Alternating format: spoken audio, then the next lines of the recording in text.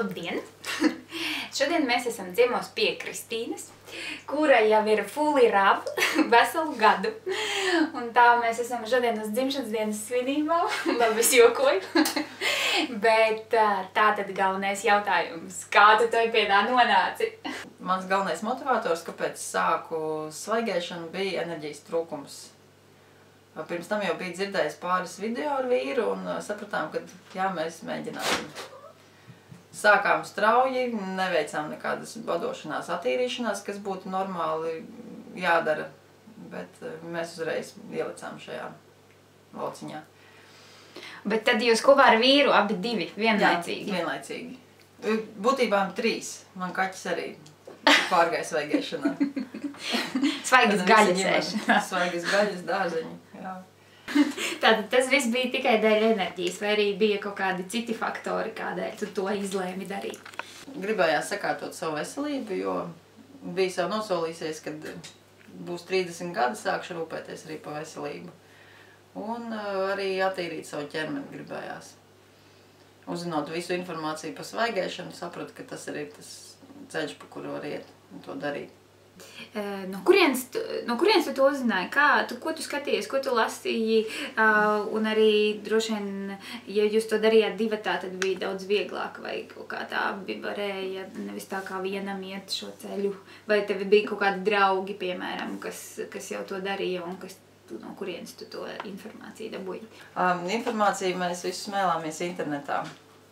Tā kā mēs labi pārzinām krievu valodu, tad krievu valodā ir ļoti daudz informācijas. Viņa ir krietni vien kvalitatīvāka nekā angliski runājošo informāciju. Viņa iztirzā pa smalkām detaļām līdz pat molekulāram līmenim, kāpēc tev ir jāēd lincēklis, kāpēc tev ir jādzer kaņepju piens, kāpēc nedrīksti miksēt kopā saldus kābu un sāļu vienā laidā. Tas dod tādu pamatu, kā rīkoties tālāk. Jā, man arī tie video patika krievu. Jā. Nu, un, protams, pašā sākumā mēs viņus skatījāmies katru dienu non-stopā. Un īstenībā arī šobrīd tik līdz ir kaut kas jauns, tā mēs noteikti skatāmies. Un arī ir video, ko mēs atkārtot skatāmies. Man arī ir daudz video, man liekas, es pašlaik neskatos filmas, nelasu ziņas, neskatos neko citu, kā, nezinu, daudzreiz dienā meklēju internetā jaunas video par svaigēšanu, kuras uzzinātu kaut kādas vēl vairāk nianses, un iesaku jums arī to darīt, jo es nezinu, vai es savā blogā varēšu izstāstīt tik daudz detalizēti un vispusēji, kā tas ir iespējams atrast interneta, YouTube dziļumos visu to informāciju. Labi, tagad mēs sapratām, kāpēc. Un tagad kā? Tev ir daudz lielāka, teiksim, man ir 4. mēnesis, tātad sanāk, tu 3x4 lielāka pieredze pašlaik nekā man. Kas notika? Kā notika pārēja? Man bija dažādi tur, dažādas lietas, ka vienu brīdi es negulēju, jo man bija daudz enerģijas, daudz skrēju, man uzmetās pumpas, man tur vienu nedēļu sāpēja zobi. Nu, visādas tādas lietas, kas saucās tā kā detoksikācija vai attīrīšanās. Kā tas notika tev? Kādas briesmu lietas ir sagaidāmas pārējot uz svaigēšanu? Ar manīm pavisam vienkārši, man nekādas briesmu lietas nenotikās. Pirmās 2 nedēļas, laikam, es arī maz gulēju. Es varēju celties 4-5 no rīta. Un enerģijas ir pārēm. Viegls reibums, protams, arī bija galvā, jo es saprotu, ka ķermenim tas ir pamatīgs šoks. Viņš vairs nedabū to, ko viņš ir dabūjis pirms tam. Viņš pēkšņi sāk dabūt kaut ko svaigu. Bet nekādas tādas negatīvas parādības man nebija. Pozitīvas bija fiziskā līmenī. Pirmais, pats lielākais bija svars pazuda. Ļoti daudz nepazuda, bet ap 10 kilogramiem nokrita nost. Tālāk tas blakus efekts bija celulīta vairs nebija. Smakas no mutēm, no visām iespējamām vietām viņas mazinās un viņas praktiski vairs nav. Tālāk meitenēm būs aktuāls jautājums par mēnešu reizēm. Par to labi stāsta arī Mihāls Savietovs, jo ir eksemplāri, kam viņas pazūd, ir tādi, kam viņas vienkārši mazinās, un ja ir pirms tam bijušas lielas un sāpīgas, tad viņas reiz nezinu, cik samazinās. jo tev ķermenis paliek tīrāks un tev vairs nav ko mest ārā. Nu, tas tāds pirmais, kas nāk prātā, un mentālā plānā ļoti skaidra apziņa sāk palikt. Tu sāc interesēties par citām lietām, un tu sāc skatīties pasauli savādāk. Tu sajūti vairāk visu to, un asākas izjūtas uztver. Tas ir forši. Tā, es apmulcu. Ko prasīt tālāk? Es iedzeršu. Mēs varam parunāt to, ko mēs dzeram. Ko tu dzer? Es dzeru skābu kāpostu sulu, kas īstenībā ir sarīvēti kāposti ar ķimenēm, aplieti ar ūdeni un nostāvināti 3 dienas. Garšo kā klasiskie skābētie kāposti. Jā. Ļoti garšīgi, jo man jau pēdējās 2 nedēļas visu laiku prasās kaut ko marinētu un skābētu. Ja jums ir kāda informācija, kādēļ tas tā notiek, lūdzu rakstiet un zvaniet un ziņojiet man. Varbūt man kaut kas trūkst. Par šo skābo kāpostu suli tā, ka Jurijs Fralovs arī stāsta par fermentācijas procesiem, kas arī palīdz vēderam gremošanas sistēmā, un tāpēc mēs arī šeit ko tādu uztaisam. Viens ir no svaigiem kāpostiem, bet tu vēl vari pielikt arī klāt bietes. Tu vari pielikt šo te sulu, uzliet uz gurķīšiem, tev būs skābēt gurķīši. Saliekot kopā arī visas tās garšie lapiņas. Garšie lapiņas? Tur iet iekšā upeņu lapas, tur iet dīle, tur iet ķiploks. Nu klasiskā gurķu marinādē, ja? Tieši tā. Pipari klāt vēl, un es sāli nelieku, cukuru nelietoju. Etiķi ļoti, ļoti reti, praktiski var teikt, ka nē. Es obligāti taisīšu skābētus gurķus. Viņi sanāk tā kā masālītes. Jā. Tā garšiņa tā. Obligāti. Tas ir tas, kas man prasās pēdējās 2 nedēļas. Labi, bet daudzi runā par sākuma periodā, ka sākuši, teiksim, mēnesis paiet, dažiem 2, daži tur noturās 3 mēnešus, un tad viņiem uznāk kaut kāda krīze, kad gribās kaut ko ceptu, varītu, gribās kotletīti vai kaut vai, nezinu, vārītus kartupeļus vai kaut ko tādu. Kā tev bija? Vai tev bija tas? Vai tev vēl joprojām viss ir brīnišķīgi pēc gada un nav nekādas negatīvas parādības un noraušanās vai vēlme pēc kaut kā? Pirmkārt, es to neuztveru kā noraušanos vai negatīvu parādību, jo atkal atsaukšos ir Mihāls Savietovs, kas teica, ka pirmkārt jums ķermenis ir uzbūvēts no tā, ko jūs iepriekš esat lietojuši. Tātad 30 gadi pirms tam es ēdu to, ko es ēdu. Tu nevari prasīt, lai tev pēc dažiem mēnešiem vai pat pēc dažiem gadiem ķermenis visu to aizmirst. Tad ir jāaiziet badošanās kūra, kuras laikā tu tā kā restartē savu ķermeni, savas šūnas, tu viņus mēģina attīrīt, bet tas arī nav viens cikls, tas ir ilgstošs process. Un es šeit tad arī eksperimentēju, es novēroju savu reakciju, tāpat kā daži krievu arī svaigādāja, jo pēc tam tu saproti, kā tas produkts tevi ietekmējis pirms tam, nu, piemēram, tur maize vai tie paši vārītie kartupeļi vai makaroni vai grīķi, un tad tu saproti, šitas man galīgi neietekmē, šitas man uzreiz paliek slikti vai saka, ka nevajag, un es jūtu, ka man galva sāk sāpēt. Tā kā es to uztveru drīzāk kā tādu izpēti, pieredzi.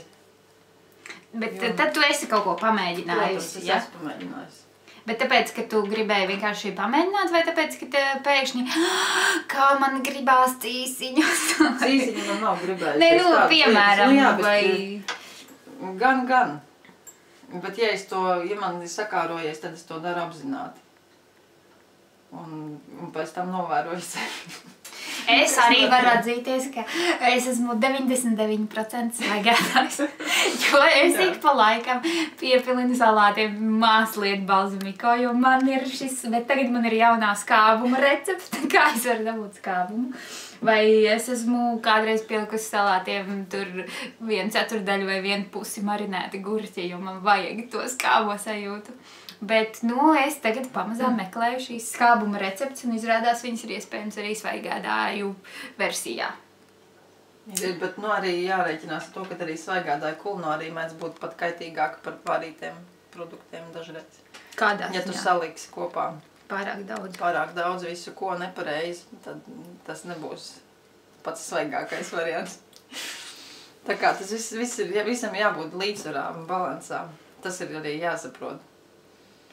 Katram ir savs raksturs, protams, arī viens pateiks, nekad viss, un arī to izturēs. Bet atkal, es domāju, ja man, piemēram, būtu labāk, tad to vienreiz pagaršot un pēc tam saprast, ka tas varētu būt man vieglāk nekā domāt, un pēc tam patiešām norauties tā, ka es apēdu, nezinu, tur kilogramiem kaut ko kaitīgu, un pēc tam man ir ļoti liels problēmas ar ķermeni. Tā, ka tam jābūt tādam balansām. Ne pa daudz, ne pa maz, teiksim tā. Tev ir kaut kas tāds, ko tu varētu mums tādu pateikt, īpaši, kas tev liekas ļoti svarīgs, ko vajadzētu zināt visiem iesācējiem svaigēšanā? Jo tev galu galā ir gads, jau ir pieredze. Maza pieredze, bet tas, ko es iesaku, ir noteikti skatīties informāciju. Salīdzināt, analizēt. Man ir arī Facebookā svaigēšanas lapa, kur es lieku to, kas man šķiet ļoti aktuāls un svarīgs. Tie, kas saprot krieviski, tie var skatīties krievu valodā. Ir arī daži jau angļu valodā video, kas arī ir adekvātāki par vienkārši uztaisam torti un ēdam to katru dienu. Jo tādā veidā var arī dabūt sev pankreatītu un visādus citas nelaimes. Tā kā galvenais ir izpēte.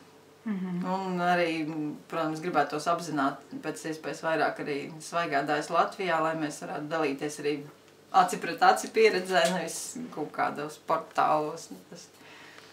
Tas man tāds sapnis, ka mēs varētu arī uztaisīt fórumu kādreiz. Ar pieaicinātiem vieslektoriem jau no ārvalstīm.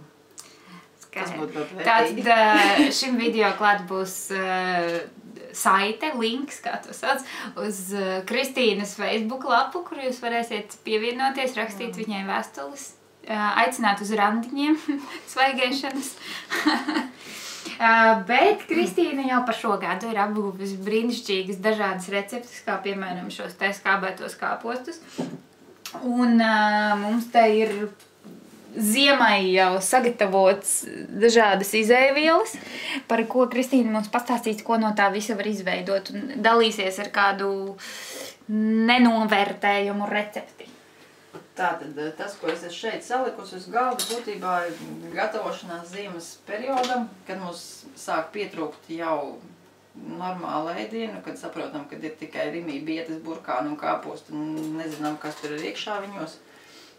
Tad mēs ar vīru arī sākam vairāk diedzēt paši dažādas lietas un izmantot vēl papildus produktus, kas ir arī no labajām lietām. Tie ir griķi. Zaļie griķi. Zaļie griķi, ko var dabūt gan eko veikalos, gan centrāla tirgu. Mēs viņus diedzējam, viņos ir ļoti liels spēks un dzīvība, un viņi ir ļoti, ļoti labi. Ja vēlaties zināt pārējos visādus mikrosastāvus, tad pie Jurija Frolova video blogos jūs variet visu to uzzināt no viņa.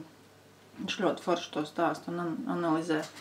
Tātad griķis ir numur 1 tālāk. Numur 1 man ir vairāk numur 1, tās ir linsāklas. Mēs šodien arī uztaisīsim linsāklu putru. Viņas ir ļoti, ļoti labas un būtībā viņas arī aug mūsu apstākļos klimatiskajos, līdz ar to tie nav nekāda importa banāni vai vēl kaut kas. Tas arī ļoti vērtīgs produkts. Un vēl viens numur 1 ir kaņepes. Ar kaņepju pienu var arī izzīdīt mazu bērnu. Tātad viņam ir tik ļoti daudz vērtīgās vielas, viņi vienkārši nepelnīti aizmirsti. Un kaņepju pienu var uztaisīt ļoti vienkārši sasmalcinot. Mana recepte ir 160 grami uz litru ūdens, un tālāk ar kokvilnas lupatiņu viņu izkāšot, dabū pienu kā šeit. Izskatās kā šis pieniņš gan ir veidots no vēl viena forša produkta, kas ir tīģernats, angliski jeb zemes mandeles. Šie ir tādi graudzāļu gumi. Un, ja jums garšoja krējums vai kaut kāds jogurtu veidīgs, tad ar šīm var to dabūt gatavu. Kur var nopirkt šo te Zemes produktu? mandeles ir viena grupa, ir tāda Facebookā arī grupa Eko virtuve, caur viņiem var pasūtīt. Viņi arī ļoti lēti ir, salīdzinoši. Makadāmijas riekstas ir nepaceļami dārgi, bet šī ir pieejama, es neatceros cik, bet kaut kāda 8 līdz 9 eiro kilogramā bija. Un tas piens ir patiešām garšīgs, to mēs arī patestēsim gan plikā veidā, gan pēc tam uztaisīsim piena kokteili. Saulespuķu sēkliņas vēl viens vajadzīgais elements. Šīs ir vienkārši no Ķīnas saulespuķu sēkliņas. Vakar es viņas nomazgāju, šodien viņas ir sadīgušas. Tātad viņas jau ir dabūjušas dzīvību un no viņām var taisīt gan mērcītes, gan maizes, gan tāpat ēst. Viņi arī ir ļoti labi produkts. Tad nākošā lieta, ja gribās saldumus ļoti daudz, tad sezams ir tas, kurā ir ļoti daudz kalcija, kas mazina šo te vēlmi pēc saldumiem. Mēs viņu arī taisam kā pieniņu. Garša viņam ir nedaudz pat līdzīga kā kakao. Bet tieši no melnajām sezam sēklām? Jā, no melnajām. Baltās man nav gadījies nopirkt labas. Pārsvarā viņas ir rūgtas un vecas, un tad es zinu, ka tās melnās ir labas, ir ok. Tad nākošā labā lieta ir nātru pulveris. To es esmu sakaltējusi. Un to mēs arī pievienosim klāt. Šis būs pirmais gads, jo to es uzzināju no tādas Annas Polopan, ka viņa lieto nātru pulveri, kur ir ļoti daudz mikroelementi. Un, lai tu varētu šīs trukstošās vielas sev atjaunot arī ziemas periodā, tad pēdam karotai pie kokteļiem vai tīrā veidā vai pie putrām, vienalga vai salātos, to var lietot. Un tās tepat lasītas nātras ir, kas ir ļoti tīrā vietā augušas, līdz ar to tā ir laba lieta. Tad vietējās baravikas, tās ir sakaltētas, no tām es plānoju taisīt zupu, jo baravikas var ēst svaigā veidā, tāpat arī gailenes var ēst svaigas, bekas var ēst svaigas, sausardzenes, garša ir pasakaina un arī kaltētā veidā šī zupa būs superīga ziemā. Tālāk, ko es daru, es kaltēju tomātus un smilkšķērkšķus. Smilkšķērkšķus ir, pirms tam es izspiedu sulu, un pēc tam viņi tika sakaltēti. Tēja ir ļoti fantastiski garšīga, paštaisīta, viņa ir ar eļļu, viņa ir bagātīga, viņa ir skābenāka, jo to, ko es esmu veikalā iegādājusies, viņa ir tāda nekāda. Es saprotu, ka man tur gan rīzē viss tāpats, viņa ir vienā krūzē jāizber koncentrācija 0. Tad, kas vēl ir foršā lieta, kad mēs arī varam apmānīt savas sajūtas un uztaisīt arī buljonu. Man kursa biedrenis pat teica, ka, Elena, klausies, tev tur ir gaļu klāt. Es saku, nav. Un kas tev tur ir sabērts iekšā? Tur viss ir paštaisīts, izņemot melno sāli, kas ir arī atslēga garšām. Viņš piedod foršu garšu, nedaudz līdzīgs tā kā ola, bet tas ir nosacīti. Un te ir iekšā burkāns kaltēts, kas ir pēc sulas. Tu izspiedi sulu, nemet ārā, izkaltē burkānu, viņš iedos foršu garšu. Tālāk tur ir kaltēti lociņi, pētersiļi, rozmarīns. Var arī pielikt lauru lapu, tad ir karijs un kajenes pipars. Var arī jebkuru citu piparu sakaltēto pielikt klāt un būs foršs dzēriens karsts. Vēsajiem rudens vakariem.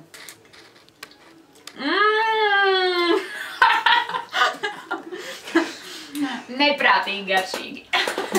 Kas tas tāds ir? Kaltētas baravikas un bekas pašlasītas. Es nekad nevarēju iedomāties, ka kaltētas baravikas varētu tik brīnišķīgi garšot. Iesaku.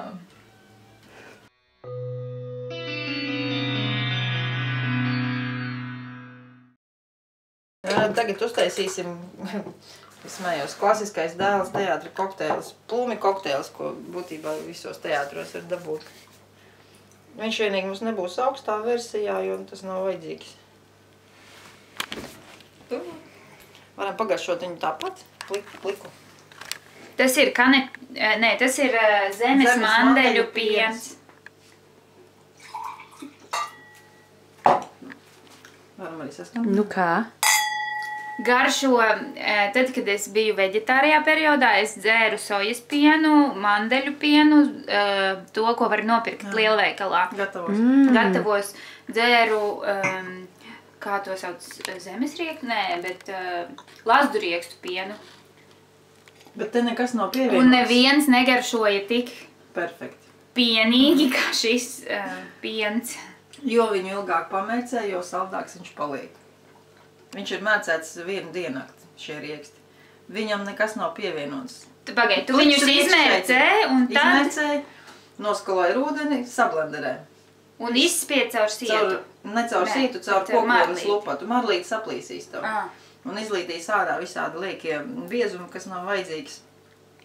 Fantastiski. Un vēl viena lieta, biezumus nemet ārā. Viņu var pārveidot par jogurtu vai rūgušpienu? Jā, ja tu nedaudz ilgāk paturēsi pašus tos graudus un pēc tam pienu siltā istabā, viņš pārvērtīsies par jogurtu.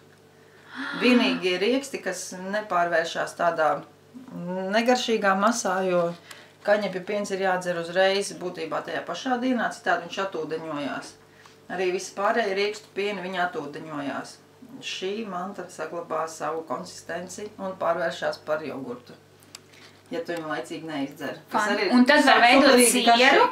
No tā var uztaisīt arī sieru? Sierus es taisīšu vienkārši no riekstiem, bet jogurtu tu taču dabūsi no viņa. Un tu arī vari mēģināt taisīt arī sāļākas versijas ar viņiem. Līdz ar to varbūt tev vēl viena recepta augstai zupai. Jā, es sapņoju jau 3 dienas par augsto zupu, un ja no šī var dabūt rūgušpienu, tad, un bietes var tādā veidā kā kāpostus ieskābēt, tad augstās zupas vaigādāju mani gaida tuvākajā laikā. Ielaidu sākumā pienu blenderī un tagad lieku banānus. Banāniem ir jābūt gataviem, perfekti gataviem. Un tad perfekti gatavi viņi ir, kad viņiem jau tādi tīģerveidīgi, tādi leopardveidīgi. Tātad šī te punktiņi, viņi ir liecinieks tam, ka banāns ir gatavs un viņš ir gatavs ēšanai, jo svaigādājiem arī jāuzmanās, jo zaļi augļi tev nedos neko labu. Tāpēc arī man patīk centrāla tirgus, jo viņiem tur var atrast tiešām gatavus augļus, ko lielveikalos ir ļoti grūti dažreiz izdarīt. Nu, tālāk mēs pievienojam plūmus vēl. Jurijs Frolovs teiktu nepareizi, tāpēc, ka jūs miksējiet kauliņus ar banāniem un vēl pienu. Bet tā kā mums šodien ir svētki, mēs samiksēsim kaut ko garšīgu kopā. Tā. Vēl garšai pieliksim klāt arī vaniļu, ko es esmu nopirkusi Eko veikalā. Viņa piešķir tādu, es teikšu, nopaļo garšu. Nevajag daudz, jo tad viņa arī, ja daudz pa daudz... Viņa ir kaut kāda kaltēta? Viņa ir vienkārši, jā, vaniļas pāksts sabersta pulverītī. Avokādo veikalā variet nopirkt arī īsto kanēli. To es jums varētu parādīt. Un vīrs atrada informāciju, kad ir neīstais kanēlis, kas ir indīgs. Un īstais kanēlis ir... Tiks ir tumši brūnīs. Ceilonis kanēlis, jā. Viņu var salauzt rokās tanziņu. Zini? Viņa pati lūst. Un viņam smarža pilnīgi cita.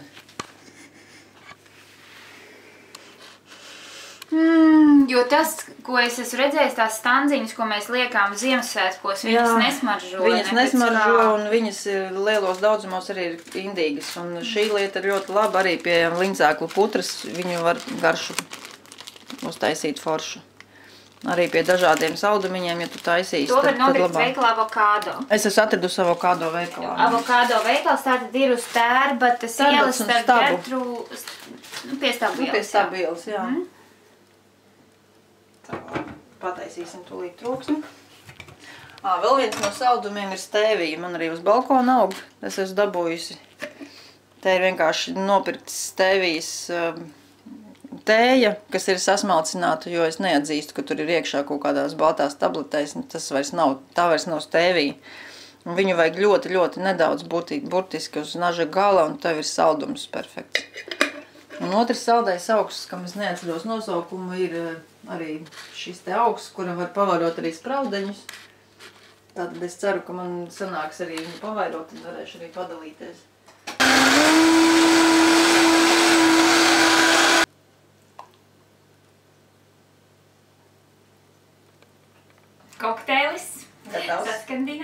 priekā. Mums ir arī dārtas glāze. Saskatīnām. Garšojam.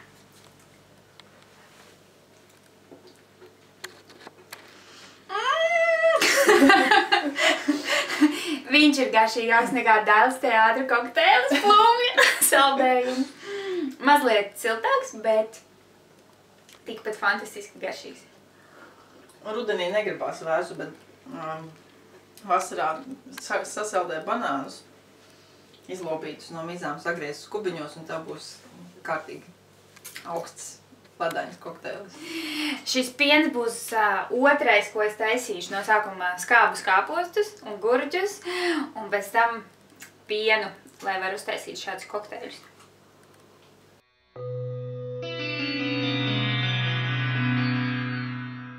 Izfiltrējam ūdentiņu sākumā caur filtru izlaižam un pēc tam sasaldējam un tādu lietojam. Kāpēc? Tāpēc, ka viņš jau tad dabū atpakaļ, viņš paliek strukturēts. Un atņēmu omītei instrumentu, ar ko es arī skatos, lai nepārsniegtu temperatūru. Cik grādiem ir jābūt, pasaki? Versijas dalās, bet ja tas ūdens ir izfiltrēts caur osmas filtru, tu vari viņu līdz pat 70 grādiem, 80 karsēt. Kāpēc nevar karsēt līdz 100, tad ūdens pārvēršās par neorganiskajām. Nu, tad neorganiskie savienojumi. Līdz ar to, jā, telpaugajiem tas ir ļoti labi. Viņi to visu apēd, tad mēs neesam telpaugi, mēs apēdam telpaugus. Mums tas viss sakrājās. Īsto kanēli rokās salaužam, iemetam vecajās kafijas dzirnuņās, ko var atrast vai no antikvariātos vai SSLV. Vai pie vecmāmiņām. Vai pie vecmāmiņām. Vai pie vecākiem. Un kanēļu pulverīts būs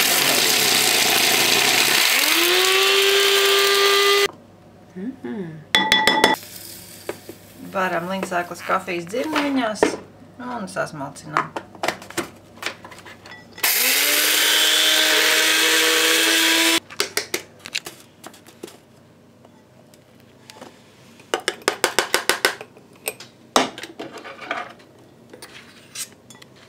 Labāk pašam smalcināt liņsēklas, jo mēdz būt arī gatavs jau pulverīts, bet ar sēklām ir tā, ka viņas oksidējās.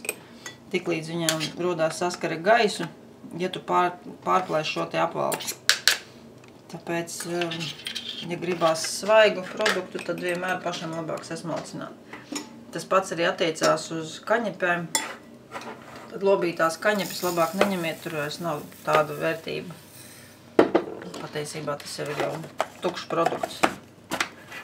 Temperatūru nomērījām, mums ir šobrīd 45 grādi ūdens. Tas nozīmē, ka mēs varam arī medu uzreiz likt klāt. Tagad mēs lejam klāt pie sablenderētajām liņsēklām ūdeni. Jāsaprot to, ka liņsēklas uzbriedīs, līdz ar to šo te konsistenci mēs varam paši regulēt, vai mums patīk, kad viņš ir biezāks vai tieši otrādāk šķidrāk tā putra. Var taisīt arī sāļo versiju. Tajā es tad liktu klāt ciplokus, sīpolus un garšvielas. Arī var kādu tomātu ielikt. Būs ļoti, ļoti garšīgi. Tad liekam klāt medu arī. Vienu karoti.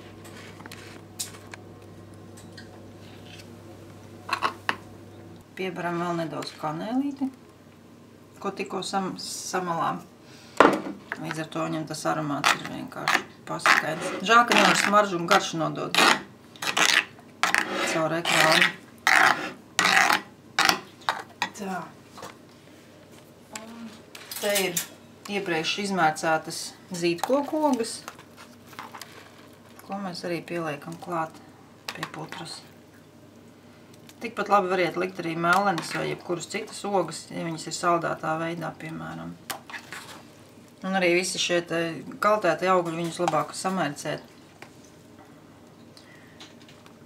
Kaltētās ogas, protams, dzīves nepaliks, atšķirībā no rīkstiem, bet viņas toties būs jau sasūkušās ar ūdeni un nebūs tik sausas. Nu ko, putra gatava? Sākam testēt. Sākam.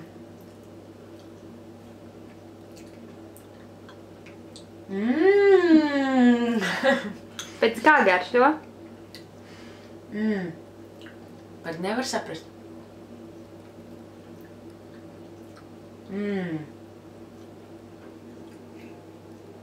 Tā svaigi, tā kā pēc kaut kādām ogām, kuras es nebiju īpaši iepriekš ēdusi. Zīdkoku ogas, ja? Jā. Pēc zīdkoku ogām, pēc medus.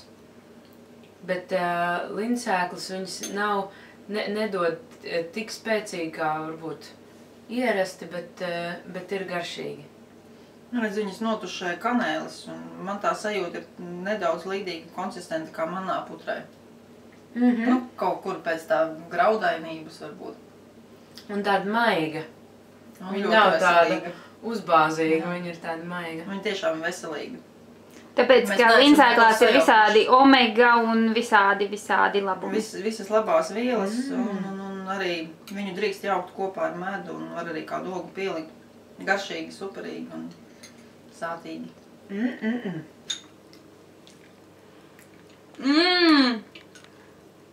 Tā kā manā putra tiešām, bet vairāk tā kā ķīselis. Tāds vairāk tā kā maizes zupa. Debes mannā. Tā kā debes manā, tā kā maizes zupa, ka skatoties uz tām lindsēklām, nekad mūžā es nepateiktu, ka varētu sanākt tāda garša. Atklāšu noslēpumu. Bet tiešām tā kā maizes zupa ar ķīseli kopā, tas lindsēklas ir tā kā tā maizes daļa, un tās ogas tā kā tās ķīseļa daļa. Ja tu pieliksi klāt brūklenes sablenderētas un uztaisīsi no riekstiem krēmu, tev būs maizes zupa. Bet tad lindsēklas vajag sajaukt tikai ar medu un bez ūdens, un tad to uztaisīt kārtojumu. Fantastiski. Šodien tik daudz atklājumu. Tā, ar to mēs beidzam šo raidījumu šodien. Piesakieties, lūdzu, mīļie, svaigēdāji ar 20 gadu stāžu, sportisti un visādi savādāki brīnišķīgi cilvēki, lai mēs varam dalīties ar vēl labākām receptēm, ar pieredzi, ar informāciju, lai tie cilvēki, kuri grib uzsākt šo lietu, varētu gūt pēc iespējas vairāk iedvesmas un atbalsta. Tā, paldies, Kristīna! Paldies, par brīnišķīgajām receptēm. Šodien viss bija garšīgi, un mēs aiz kadra pagaršojām vēl fantastiskākas lietas, bet, diemžēl, visu mēs nevaram parādīt. Paldies, un tiekamies drīz!